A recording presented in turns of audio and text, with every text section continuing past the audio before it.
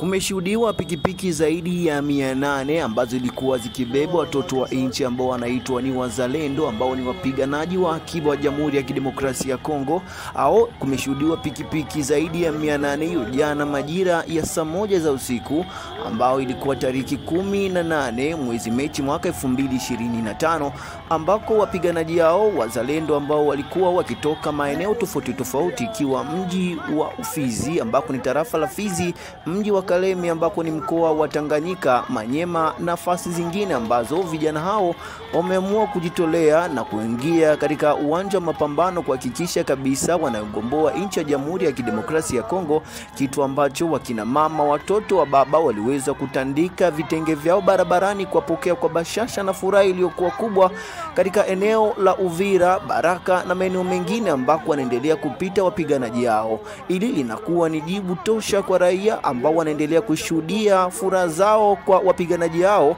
ambako wanapokelewa kama wafalme wakati wanapoingia mji baada ya mji, kitu ambacho kinaleta matumaini kwa wakazi wa Jamhuri ya Kidemokrasia ya Kongo, hasa mashariki mwa Jamhuri ya Kidemokrasia ya Kongo, ambako machafuko yanaendelea kuendelea kila siku na kuripotiwa vifo vya watu, ambako wapiganaji hao wanajijaza titi kabisa kuhakikisha kutokomeza hali ya mauaji yanaendelea kusababishwa na waasi wa M23. Ili limekuja ni baada ya waasi hao wa M23 kusonga mbele na kutaka kuuteka mji wa Bukavu, kitu ambacho kimewajaza hasira wapiganaji wa wazalendo na kusema hili halitawezekana, lazima na sisi tuoneshe sisi ni watoto wa Kongo na tumezaliwa kwa ajili ya Kongo na tutakufa kwa ajili ya Kongo. Wakina mama, wa baba, wazee, watoto jana usiku hawajapata usingizi kabisa kuwapokea vijana hao wapiganaji wazalendo ambao wamekuja maeneo tofauti tofauti kwenda kuwasaidia wajenerali wanaopatikana katika uwanja wa mapambano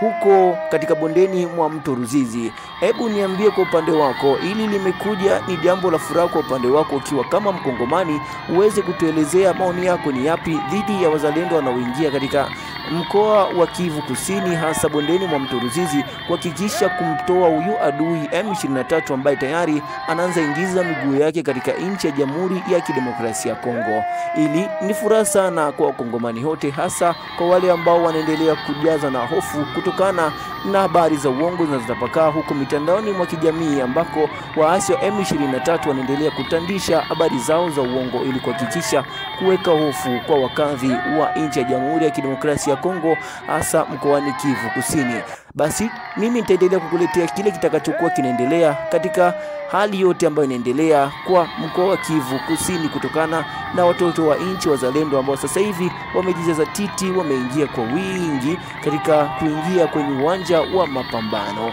Niite mimi Eric Nelson ambaye niko na wewe kwa muda wote kuletea makala haya.